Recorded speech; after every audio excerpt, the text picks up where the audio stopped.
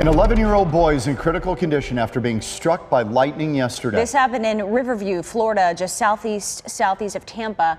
The past 24 hours have been life-changing for the Stock family of Riverview. It's just been awful. 11-year-old Levi Stock is recovering after being struck by lightning while he was on a boat yesterday. The CDC says the chances of getting struck by lightning are less than 1 in a million. But an 11-year-old Central Florida boy is that one, and now he has quite the story to tell. So it was a fun day of fishing and swimming, and there weren't that many clouds in the sky, and it was sunny, so I didn't really expect it. We had done some swimming on Beer Can, and we saw some clouds getting dark out there, and at that time we just thought, it'd be a good idea to start heading in. It was still sunny out, wasn't raining, but we could see the dark clouds rolling in. The afternoon showers are getting ready to start. About the time we were about 100 feet from the ramp, it was sunny out. Ivy was sitting next to me. Kristen was immediately in front of the console. Again, just a small center console boat. And Levi was on the front with the rope getting ready to dock the boat. And it was at that time Levi was struck. And he went in the water quick. Luckily I saw him. His chin went down, kind of like a knockout in the fight. And I'm thankful that I was able to get to him. He disappeared on me quick in the water. Fortunately, there was other boats in the area. Our boat was totaled and smoked, and it was just non-operable. I was able to get Levi and then get him into the other boat and immediately just started CPR. They put an AED on him. He was not breathing. The AED did detect a pulse, and right around the time the AED was put on him was when the ambulance showed up, and from that point, he was transported to Tampa General Hospital. As we were coming into the dock, I was right next to Levi cleaning things up, and the lightning struck. I didn't know what had happened. I just remember Derek screaming Levi's name and hearing him shuffle around and jump into the water. I looked over the side and could see his head going down. There was another boat that came and got him, thankfully, that they were right there. And I kept Ivy kind of off to the side because I did not want her to see what was going on. I didn't know what his status was or what they were doing, so I kept her to the side, and I just remember hugging Ivy and said, we just need to pray. And I started sending out messages just saying, pray Levi was struck by lightning.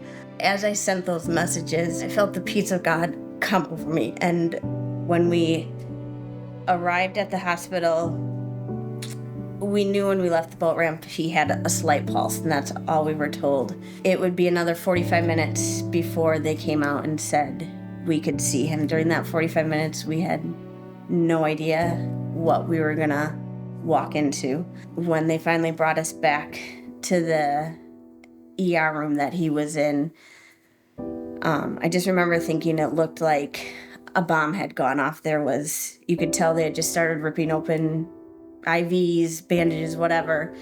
And he was laying in the bed, and he did not recognize us. He was moving though, and he would cry out in pain. He would wake up every 2 hours, kind of as the morphine would wear off, and just yell out in pain. And there would be times where there'd be 4 nurses holding him down, and around midnight, he started to calm down, and he would wake up, and he wouldn't cry out as much. And it was almost like he was trying to say things. And then it was 2 a.m. He woke up, and he looked at the nurse and I and said, "Where am I?" And I said, "You're in the hospital." And he said, "Why am I in the hospital?" And I said, "Well, you got struck by lightning." And he looked at us like we were crazy, like, "What do you mean struck by lightning?"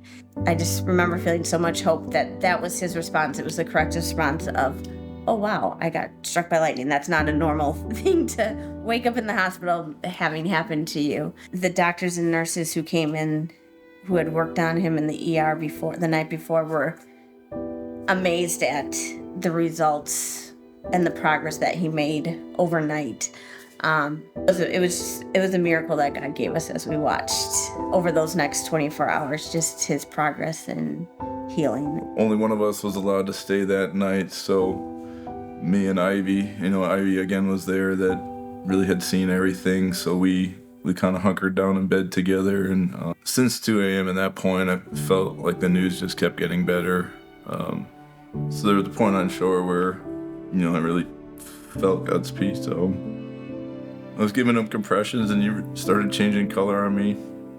And I faintly remember a lady just screaming Jesus and praying. And I just remember thinking that I was okay if he's going to take him, because I knew that he loved Jesus and he was going to go home with Jesus, that he was going to be with him. And I was okay with it. And I just felt this peace over me that, if God's going to take him, I'm going to be okay with it.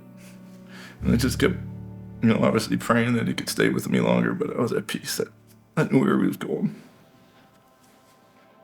Ivy said the same thing that Derek said. She said, Mom, if God takes Levi, he's going to be in a better place and he's going to be healed completely. And when you hear your 9-year-old say that, it breaks your heart. But at the same time, it did, as the same as Derek, it gave me peace. He would be with Jesus and he would be completely healed.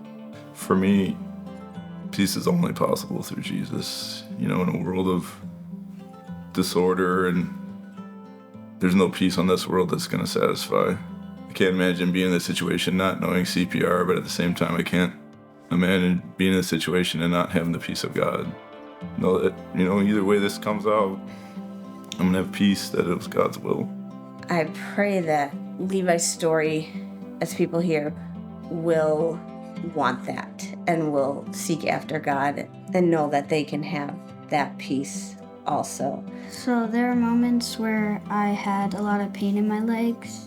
It's nice to have a loving family that cares about me and friends sending me letters to encourage me, and that's how the Lord shows me peace.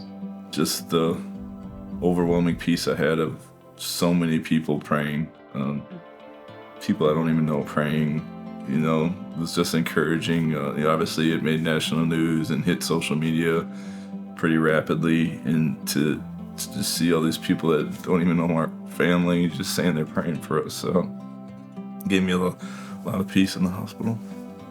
So as we were in the hospital, the news kept getting better and better, and 2 days after the incident, Levi was walking.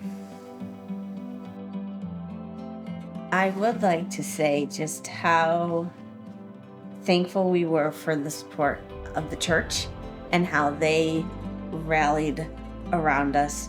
It really was an opportunity to show our family and our kids the body of Christ and how they just surrounded us with prayer, with support, anything we needed, and just to know we had a whole army of prayer warriors behind us that really carried us through those days. And we're just so thankful for the body of Christ and what they did for us. We're the Stock family. And we know that peace is not just possible, it's promised in Jesus Christ.